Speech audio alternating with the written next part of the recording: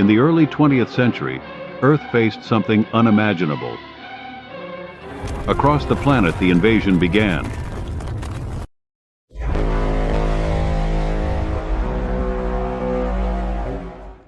Colossal machines emerging from the depths of the Earth burst into major cities, spreading death and destruction with relentless rays. The invaders' mission was clear: conquer our world.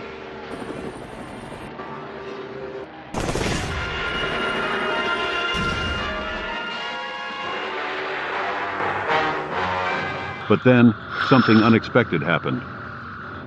They fell to the smallest of enemies: Earth's bacteria. The Martians were nothing more than mere biological robots, soulless creatures, programmed to probe, explore. They left a trail of destruction that ended as quickly as it began. Though powerful, they were vulnerable to Earth's invisible threats. Humans, for a brief moment, believed in victory, but the worst was yet to come.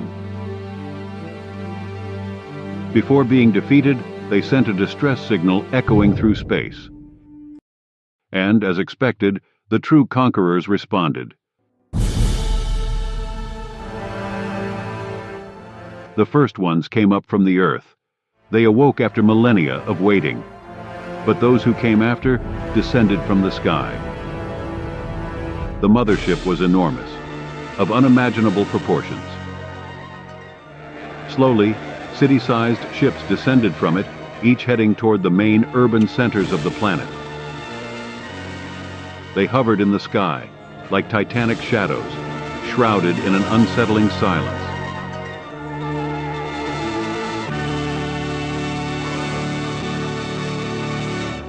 Then, in deadly synchrony, they began firing scorching heat rays, reducing everything to ashes in seconds.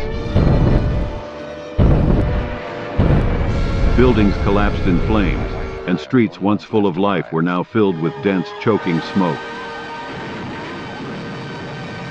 In no time, people turned to ashes, and metropolises were reduced to ruins, and entire countries fell under attacks with no chance of defense. They were stronger, faster, more resilient, and, this time, immune to the weaknesses that defeated the first ones. They were ready to finish what the others had started and failed. And the impossible happened.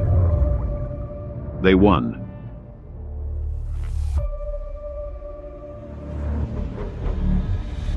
The whole world stopped. Silence turned to sorrow as everyone heard the tragic news of surrender. Today, bearing the weight of countless losses and ruined cities, I declare on behalf of humanity, Earth surrenders to its new conquerors.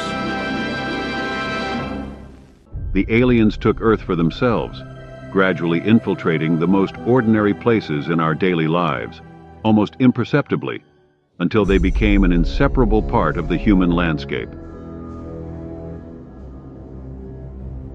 They were conquerors, but also curious. In a way that was both fascinating and disturbing, they studied our routines, learned about us, and blended in, living comfortably in our society. Or rather, they allowed us to live among them. Those who dared to rebel were confined to prisons around the planet, eliminating any attempt at resistance. We are in 2025. Earth is still under alien rule. The survivors of the human species have been classified, cataloged, and relegated to a lower class. They are slaves on their own planet. Cities have impeccably clean streets, where ecology and modernity blend perfectly.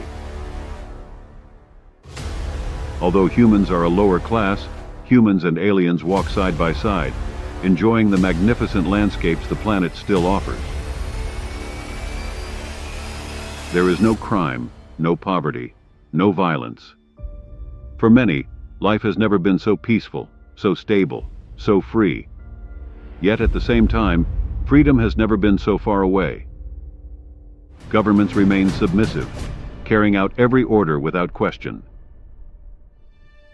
The few remaining rebels have been gathered and isolated in a single facility. "Abandon all hope, ye who enter here," reads the inscription. A dark and necessary warning to those who dare to approach. Here, they live like rats in tents that rise like scars. And the memory of a free world is an ever-fading echo. Meanwhile, a prison ship orbits silently around Earth, built to contain the leaders of what was called the Great Rebellion of 2005. At the beginning of the 21st century, visionaries and scientists made a bold choice. They studied alien technology. And in less than 20 years, this alliance changed humanity's course, forever transforming everyday life. Hospitals with machines capable of curing any disease in minutes, extending life up to 200 years. Abundant harvest through automated and intelligent agriculture, eradicating hunger. Cities that float above the ground and flying cars dominating the skies. And schools teaching intergalactic knowledge, creating a new generation with access to once unimaginable technologies. This was the price of an imposed peace, a peace they never asked for. But nothing lasts forever.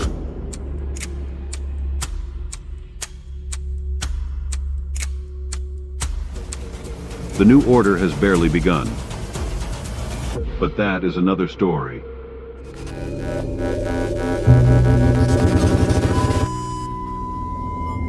If you enjoyed, like, share, and don't forget to subscribe to the channel to not miss future stories from other worlds.